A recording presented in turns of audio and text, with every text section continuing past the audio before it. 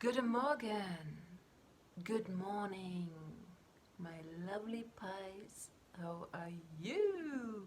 Look at me, I'm wearing my porn glasses, and seriously, I'm seeing the world through porn eyes. Which is not always good, but add some humor, a lot of humor and reggae. Good energy. And you will be fine, seriously. I grew up in a pedophile, satanistic, I don't know what kind of family, sadistic, very hurt family, okay? I'm very empathic, not empathic, but I am understanding. Excuse me, please. Wow. So, I grew up with them, and look at me, they have destroyed me in a lot of ways. I feel that anyway. I always felt that. I'm also very lost. I have a lot of problems. I even feel drawn to addictions. Alcoholism, coffee, sugar. I'm completely full of sugar. So if you want to get rid of sugar, or if you're drawn to me, ask yourself why. Because I am a sugar addict, sadly. I think that sugar addiction is worse than drug addiction. Maybe not, but it's similar. I have to detox from it soon. Anyway, so if you want to protect yourself from narcissists and from very, very bad abuse, you cannot, maybe sometimes you cannot physically protect yourself. Especially if you're a little baby child and you are dependent on your father. But even then, you can protect yourself. You can scream, you can go to your neighbors. I grew up on a farm. I could not go to neighbors. I had to talk to dogs and to animals, to birds, and they were helping me. I'm very sure about that. I even speak their language, which is not so difficult. It's not so difficult to communicate with birds. They have different languages. Seagulls are communicating differently than raven. And watch the birds. You can learn so much from birds, from the behavior. Every tribe of birds has a different behavior you can learn from. They are teaching you very important skills. The seagulls, for example, they are sky dancers. They're dancing in the sky. I love them. Seagulls you can find at the coastal sides of Northern Europe, like England, Germany, Holland, but interestingly enough, also in Southern America. I did not know that. The seagulls are not a northern tribe, they are also based in South America. They are sky dancers, they are so funny, so communicative and so sweet. And you have to look at their mouths, at their, what is it called in English? Please say that. Can you tell me what that name is for the mouth of a bird? And the seagulls, you think that the mouth of a bird is actually stable, but it can move like your mouth also. They are communicating the same way. They can smile, they can look angry, they can move their mouth, they can even kiss you on the cheek. It is so cute. And look at baby seagulls. So basically, God has given us so many things, animals, leaves, trees, to communicate with, to love with, to smile with, to dance with, to just be amazed what God has created. Yeah? And we just seem to ignore most of it. The seagulls and the birds are trying to communicate with us. Of course, they also want something to eat, and maybe some chocolate or some bread or some worms or whatever. But they are also parents. You know, the seagulls up there are also male and female, and they have babies. They know everything we also know, of pain, of struggling, of starvation, of happiness, of everything. They know all of the feelings also.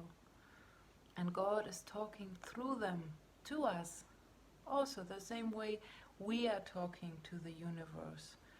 Because God is talking through us if we are opening up to God and not to Saturn. Which would be very stupid to open up to Saturn if we have God. Why should we do that? But yeah, so the seagulls are my favorite at the moment. They're my friends. Most humans, especially in Germany, do not like them. I don't know why. They say they are rats in the sky. I think they are sky dancers. The fur is very beautiful. It's like white, gray, and orange. Sometimes red. Sometimes they have red feet, or sometimes they have orange feet. But look at baby seagulls. Motherfucking cute. They're like, oh. And if I'm a human being and I am very needy, the seagulls symbolically, even the female seagulls, even offer the feminine side as a mother to you, same as in wolf packs also. If you lie around in the forest as a child or even as an adult, and a wolf pack comes along, they will grab you and take care of you, unless you're very aggressive.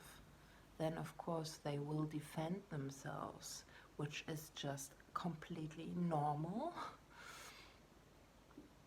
And but otherwise they will just grab you and bring you to their homes and feed you and give you shelter and love. And sometimes even the mother wolf will give you the breast and give you breastfeeding. If you had no mother who gave you milk or food and love and shelter, you usually die. But if you want to live, if you had no mother, if you beg God, please let me live in this lifetime and not in the next reincarnation, let me live in this lifetime, then he will probably send you an animal, because you do not trust humans anymore. He will send you an animal, a spirit animal, or so a spirit animal is in your imagination, which actually works the same way than Theta healing, also giving you energy in the imagination. I love that. I love lucid dreaming. Is totally for me, but it's not realistic, it's not real life, and it is based on traumata, because you cannot connect to humans, you're scared of humans or whatever. But isn't it beautiful that lucid dreaming exists? Because there you can heal yourself. So God can send you spirit animals, or God can connect you to real animals. And they are not, what I love about animals is, especially about the seagulls, they are not full of self-pity. So if you want to go to another country, they are not sad. They do not promote sadness. They promote freedom for you and happiness. This is why I love seagulls. They're not crying so much. Maybe, of course, they're a little bit sad to lose you. They can get sad and angry also, but not so indulgent as a lot of tribes do, where they are so overly sad and they don't let you go, you know, and they beg you to come back and whatever. The seagulls say, well, if you leave me here, then I will bring you to a place where other tribes of my lineage exist. For example, Northern Holland. I bring you to Northern Holland so that my family in Northern Holland looks after you there. So if you don't have a tribe yourself, for example, I'm a white German woman. If I go to another country, I'm not very welcomed. I don't have like a lobby as the black people do. The black people can go to everywhere, all over the place, and they will always be welcomed. The white Germans, not. We actually, the Germans, actually have to fight for their human rights and for love. We are at the beginning of fighting for, not at the beginning, because Germany has done a lot for a lot of nations. They have actually rescued a lot of people, so our reputation has gotten a little bit better. But we still have to fight for our human rights. Germans do not have any rights. And Germans do not have many friends all over the globe. We are actually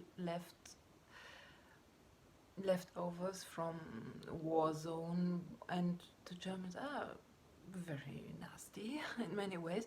But I must say, slowly, yes, I can feel it. The Germans need a lot of calmness because they cannot handle stress too much. They have to deal with their emotions better.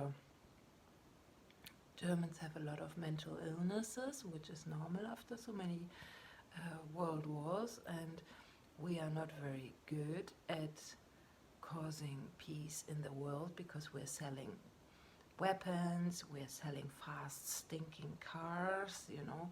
It's not good for nature, is it? I love Porsche and I love all of the German cars, of course, Audi and everything. So we have some respect all over the world for the car production, for example, which is understandable. They are so comfortable, aren't they? But they are not very nurturing for nature. So Tesla, for example, is much better. Einstein was not the wisest. Tesla was much wiser than Einstein, but at the same time, Einstein was also pretty interesting and good guy, obviously. Big nerd, huh? Whoa, what a bitter coffee. Whoa. And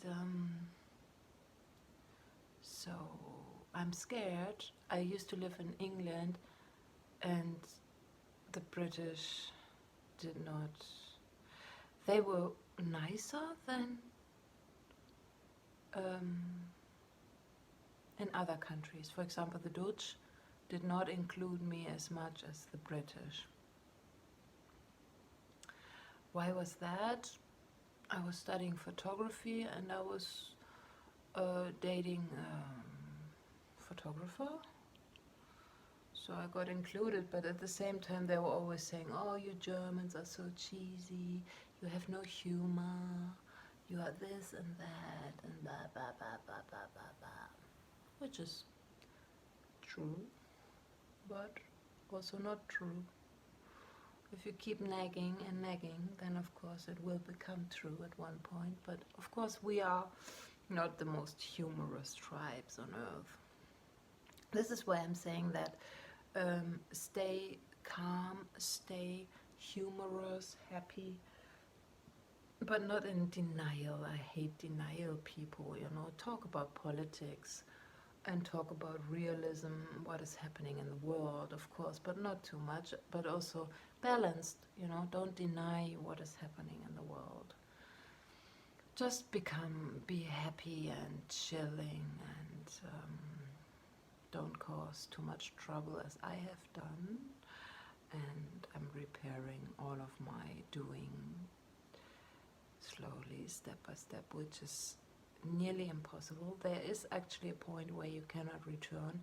If you have done a lot of damage to your body or to your soul or to your finances, then of course it's a little bit difficult to repair it all. So just don't go there if possible.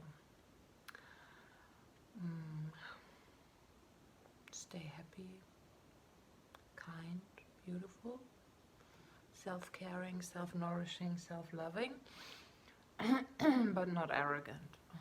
It's difficult to balance yourself. Is difficult, especially if you're traumatized. It's very, very difficult to find real balance. Nearly impossible, I would say. So I always show a lot of appreciation, a lot of respect to the ones that have balanced themselves after a lot of abuse, a lot of trouble, a lot of this and that. Take care, bye bye for now.